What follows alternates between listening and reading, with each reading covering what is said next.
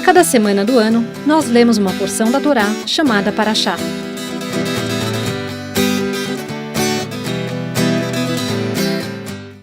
É interessante que o primeiro versículo que a gente lê na porção de Noach fala o seguinte: Eile toldot Noach, estas são as gerações de Noach, e repete, Noach ish tzadik tamim haya bedorotav, que Noach, ele era uma pessoa, um homem tzadik, justo, tamim, íntegro, na sua geração. E depois conclui o versículo, Eta Elokim itaalech Noach, com Deus Noach andava.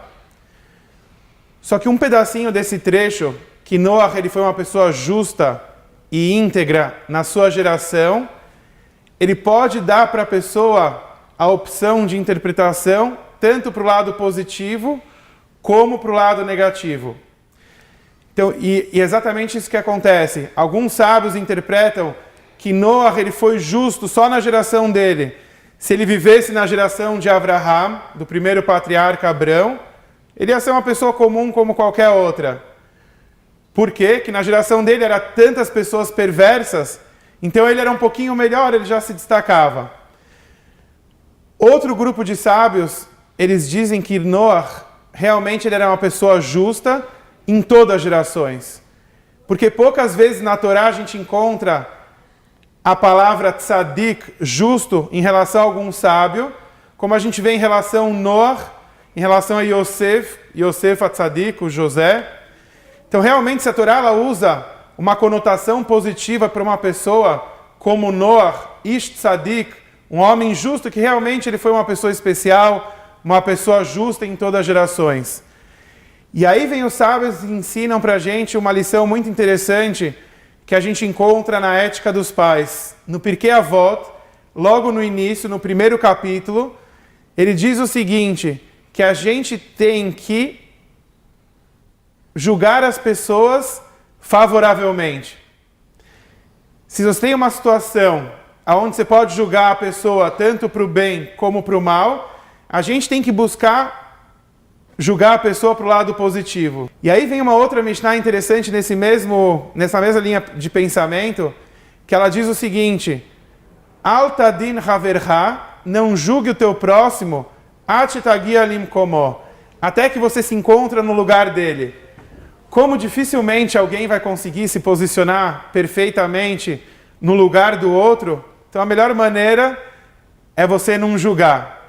Mas a Torá vem e fala, se você tem uma situação, a gente sim tem que julgar a outra pessoa, mas de uma maneira positiva. Contam que tinha uma família Feingold em Ashdod, em Israel, e era uma família assim muito boa, uma família íntegra, uma família humilde.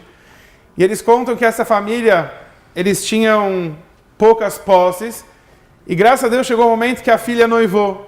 E aí ajuntaram dinheiro aqui e ali para Arnasat Kalá, para fazer uma festa de casamento decente para essa família. Chegou o dia do casamento, era num hotel onde o salão que ele tinha alugado era um salão menor. Só que na hora da festa, era no melhor salão do hotel, o maior, o mais bonito, o mais chique. Uma festa grande, alto luxo, decoração top. E as pessoas não estavam entendendo nada, eles começaram a julgar, falaram, para isso que a gente deu dinheiro? A gente deu dinheiro para o casamento de uma família humilde, para eles fazerem uma festa de alto luxo. E assim as pessoas saíram do casamento um pouquinho frustradas. O dono da festa percebeu, se sentiu muito mal, e ele foi conversar com o rabino. E aí ele foi falar para o rabino, olha, aconteceu isso, isso e isso. Uma pessoa me pediu para guardar um segredo, mas eu acho que eu tenho que revelar.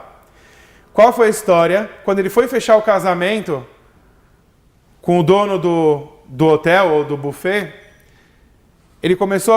começaram a perguntar para ele de onde ele vem, de onde os pais dele vieram, e ele falou assim, por acaso vocês são de origem alemã? Ele falou assim, família Feingold, meu pai, o Léo Feingold, ele veio da Alemanha, sobrevivente do Holocausto. E aí conta que naquela hora, o dono do hotel começa a chorar, e não para assim.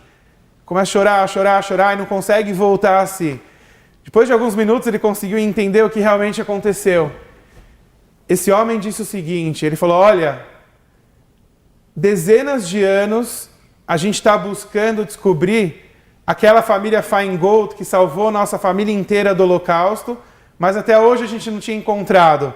Acabou a guerra, a gente foi atrás em todos os lugares, sempre para retribuir um pouquinho o bem que eles salvaram a vida da nossa família inteira.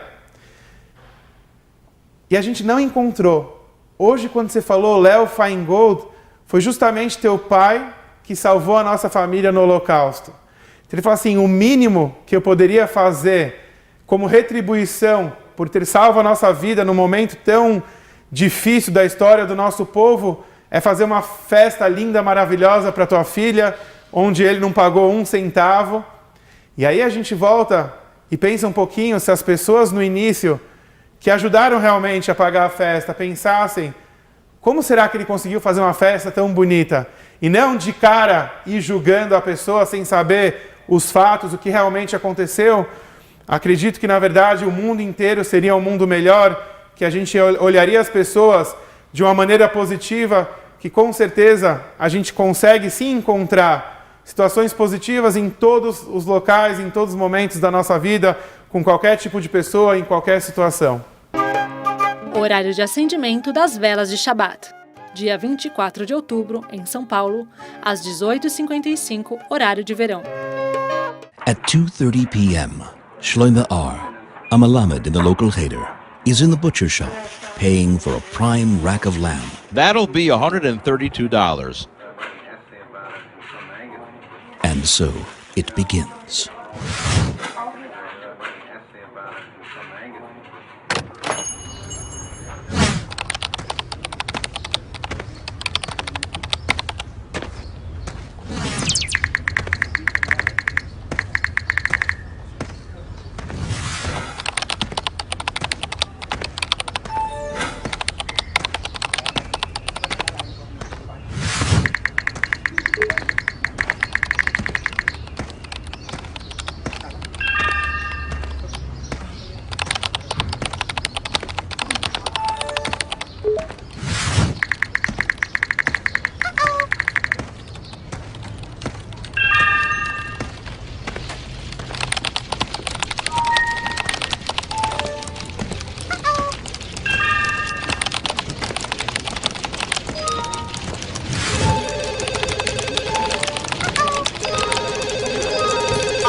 I know it's not my business, but my cousin in LA saw that people are saying all kinds of things about your husband.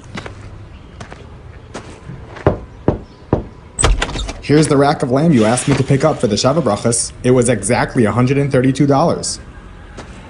By 2:53, over 400 people in the community now think they know that there are serious problems with Shlomo R., and the news is spreading to Muncie, Lakewood, Lawrence, Chicago, Miami, and LA. Shlomo, people are saying crazy things about you. Did you really spend $100 at the butcher? At 2:29 this afternoon, Shlomo R. was a beloved Rebbe and a respected member of the community. By 2:55, less than a half hour later, his reputation and that of his wife and children was destroyed. In the time it took for Shlomo to walk home, over 400 people became convinced that he was actually loaded with unexplained money and might be a poor role model for his Talmidim in the Cheder. Only none of it was true. If Lashon Hara is like a gun that can destroy a person, Lashon Hara on the internet is like a weapon of mass destruction. How many people have been ruined like this? How many times did we destroy the Beis HaMikdash today? Next time you're about to send or forward an email, text, or post about someone, think before you click.